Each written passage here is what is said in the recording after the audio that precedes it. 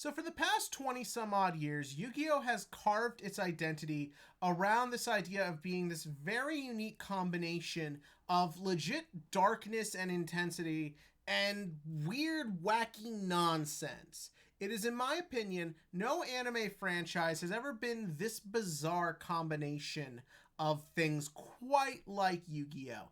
And it's resulted in a viewing experience that, while not quite for everybody, ironic considering this is a big commercial show, for the people who are willing to take the time and stick around with it, I think we can all agree we've gotten some of the most unique and strange storytelling in all of anime, and it's kind of what keeps us all coming back. And for the vast majority of the different anime series, Yu-Gi-Oh! Kept this tone of drama and silliness. I don't know. You get my point. My point is, for a long time, Yu-Gi-Oh! Was Yu-Gi-Oh! Then, after Vrains kind of went the way it did and the franchise got a bit of a reshuffle, we got Sevens, which is a show I fucking love, but is very different from what Yu-Gi-Oh! Had given us up to that point, with more of an emphasis on comedy, character development, a much more of a brighter looking show, a bit more kid-friendly on the onset, but did have some darker, more interesting themes if you were willing to dive a little deep. But for the most part, this was a show that kept itself very safe, just did things very fucking well. Go Rush, on the other hand, seems to be bringing us back to the darker drama, strange, what the fuck is going on-ness of older Yu-Gi-Ohs.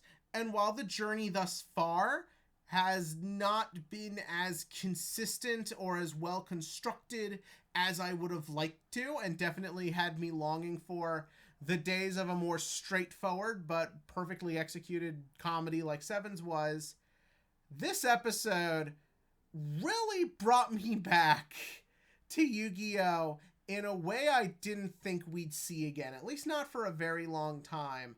This episode was 100% a dark, serious, shonen action drama type thing first, and everything else second, because God knows those things that were second were the weaknesses. But for the most part, I would just like to gush over this and enjoy what I just sat through. Many of you will sit there and think, what is this idiot doing, talking this serious and intelligently about a fucking kids shonen toy commercial thing? Well, shut up! It's my channel, we can do whatever I want! So, this episode just immediately starts off differently from what we've had thus far. We do not have the 15-second intro about Yugioh coming from space to do rush duels, and we don't have an opening joke. This episode starts off just immediately in the intensity of the situation. Yugioh is flat out saying that, I'm gonna use this shit for war, we're gonna win. And Yugioh is like, we can't keep this going. And what's great about it is the way visual storytelling is used in this scene. If you look, Yugioh is standing atop the tower. He is 100% displaying dominance. He is 100% showing that he is indeed committed to his intentions and his ideals. The actor's intensity also helps so much. There is no levity or fun to this man at all. He 100% believes in what he's doing and does not care who he has to hurt to get what he wants. This is such a great reintroduction to the idea of a legitimately threatening villain in the Yu-Gi-Oh! Franchise. Don't get me wrong, I did enjoy a lot of the antagonists in Sevens on an individual level, but this return to a legit antagonist and bad guy is really good, and the show is so involved in just supporting this whole thing. The entire episode is based around this. If you look at just visually, it's a very dark just episode. Everything's gray. Everything has this tint of dark coloration to it, really hammering home the intensity of what's going on. You also look, a lot of the outlines on things, that black, almost chalky outline, a lot of the backgrounds has this reddish tint to it, really giving you that feeling of intensity and seriousness as we go on with, well, what's happening. So then naturally we just go right into the duel, and it's really good. Like, the minute Yugioh starts, just doing something tricky, like, in a world where all our duels this far has been, like, summon, summon, summon, or just normal summon a bunch of weak monsters. This guy was literally like, tribute summon my boss monster. What does my boss monster do? Inflicts damage. He is illustrating that he is getting right to the fucking point. There ain't no room for dilly-dallying. There is no room for fun. I got shit to do, and y'all are gonna have to fucking listen up. And this intensity is matched by Yugioh. Up until now, Yugioh's duels have been kind of whatever. They've been getting better as they've gone, but this felt like such a much better duel than what we've had, and it's felt like each duel has been building to this. The way Yugioh gets out tribute summons, the way he then does mass special summoning, it's a really clever and creative way of using Rush Duel's mechanics to your advantage, and I much rather enjoyed this as opposed to, I tribute summon a vanilla monster, okay. But yeah, no, it's just a really just fun, entertaining duel. And with a lot of the stuff going on around it is also really good. I like it when the dog just flat out explains what's been going on in the Velgear cluster.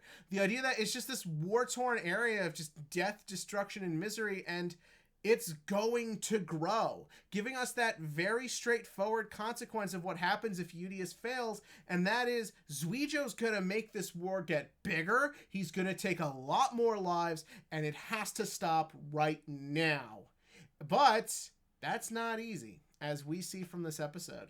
The minute Yugioh summons his big four-armed dragon dude, there's just such a different feel to what's going on, and I like the way it builds up from what we saw from the fucking sheep thing from 2 weeks ago. You just see this thing, and like, it's not just standing there, or like once in a while it does something. It's constantly stamping its feet, about to like bend the building over. I like the fact that Yugioh has to keep running or he's gonna get squashed. I like that there's a lot of people watching. They established there's a lot of aliens in the audience, and I kind of like the fact you're then wondering, who's just an alien? Who is a person? Are some of them smiling because they're on this guy's side? Are they frowning because they're afraid? Are they confused? Do they not realize what's happening? What's going on? The episode really plays into this idea.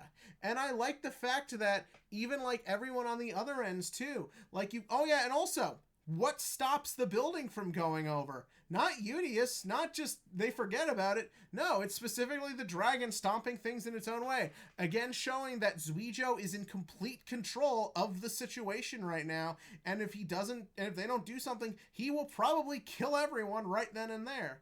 Also, like the other things going on the side, like with Manabu and the rest of the like Men in Black knockoffs or whatever, they're powerless to stop this guy. There is nothing they can do. He's got his big solid vision dragon out, and it will kill them the minute he fucking feels like it. So they're forced to just trust Yugioh. And you know what? Manabu kind of just giving his nod and smirk of approval for Yugioh being like, as a fellow warrior, I trust him. Fuck it, I kind of believe it. It works. But yeah, no, so then the duel is going on. On the other sides of things, you've got other little things I like. I like the idea that the Earth Dammer is still affecting Yuhi. I like that there's a very clear sense of escalation as the duel goes on, and like it affects him more and more to the point where he just ends up passing out by the end. I like that just the very real world thing of people are videotaping this. It's now on TV. Everything Manabu and his team have been doing to keep aliens from getting out to the public, it's coming undone. Now, it's sort of hard to tell where this is going as Yuamu sends the other girl to sort of say, oh, it's just a TV thing, just a TV thing. But I do sit here and wonder and sort of like, is the idea, because not everyone who's hearing her say this is buying it. So it kind of makes you wonder, is even this just sort of like just buying time till things get worse? And then even at the end there, oh God, that ending, it's fucking genius. I love he brings out another badass tribute monster. It's not the same thing as the other one. It's a new boss monster, something even fucking stronger. And what does he do? He fucking fuses with it. Like, that was actually pretty cool. Like, this is some Winged Dragon of raw shit right here.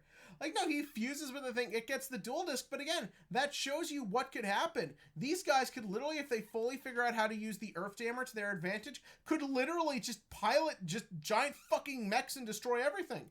Imagine if they could, say, get their hands on, like, a Red Eyes Black Dragon or Arm Dragon, or there's too many fucking dragons in this franchise. But my point is, they can do a lot of fucking destructive shit, and everything is based around conveying to you, the viewer, this is just the beginning. We are on episode 12. We presumably have a fuck ton more to go, and they are putting up right on Front Street that this is just the tip of the iceberg. I hope. Please don't fail. Go Rush. I'm really into you now. And then our final shot. What a perfect, clean edit. Right when more shit is getting intense, and you see like the town being enveloped in darkness, Kappa goes away, and who comes back? Grown up Asuna. She's legal, guys. She's legal. But more importantly, I think that's a really good shot. I like the way they combine the familiar imagery of like seeing her company logo, seeing that she still has a big excavator with her. I like the design. It's not one of those anime designs where it's just the same thing but taller, like we've kind of been seeing. She's now got long hair, which we saw at the ends of Sevens, and her tan is gone, probably because she's now like office and shit. And you know what? Fuck it. That is such a great way to transition into our first major, not like a side character like we've had so far, but a major player in Sevens coming back, and clearly knowing who Kappa is. So presumably we're going to get some shit next week and some revelations. I also like that it's Asuna. We've all kind of suspected someone was coming back sooner rather than later. My gut was it was either going to be one of our main four or just Roa or Dale. I don't know why. I just didn't think they do Asuna, because very rarely do they give female characters that level of attention. But considering she got sidelined more as Sevens went on, seeing that she's the first one to come back like and be serious about this, I actually really dig. And so I'm super excited to see what happens next. Now, in terms of problems with this episode, the biggest is the comedy. The minutes of comic relief in this are terrible. They're random. They're just thrown in there. They take away from the scene. And they're just not very funny. Like a dumb fart joke, them getting annoyed at the dog, or the Flatwoods monster cooking. Although I do like that twist that it's a woman inside there. A woman the internet will definitely lewd. So it's really got me wondering what's going on there with her. But yeah, the comedy was the big issue. Also, there's very clearly struggling to get to the 22-minute mark, which is common in shows like this. But of course, in Yu-Gi-Oh's like 5Ds, Zale, Vrains, you just use summoning mechanic animations to get you there, whereas this can't. So it just felt like a lot of like stalling, which granted that's what does in the other shows, but it's more apparent in this one. But yeah, other than that, if you couldn't tell, I fucking loved this. I got into this. I don't care if this video is long. I've wanted to do a deep dive on Yu-Gi-Oh! Drama for a long time, and we're back, baby, and I'm in. What are you? Tell me about that in the comments section below. And for the TCG question of the week, at Italian Nationals, Marincess is topped. A low-tier Table 500 deck was able to get 2 top slots at this year's series of territorial championship tournaments. So my question to all of you is, what has been like your favorite thing to see come out of these? I know we still have a couple left, but so far, what's been it? For me, it's just like the fact that there is actually a lot more variety in Yu-Gi-Oh! Right now than we thought. We were all afraid of like Despia Dominance and like Sword Soul and all that stuff being like just there in the background. But no, there's been a ton of variety and a ton of different innovations in Yu-Gi-Oh! Right now. So tell me, what's been your favorite to see come out of these tournaments? Mine would just be like the diversity, or seeing like that weird decks like Mercedes, or even I think, didn't Heroes top one of these too?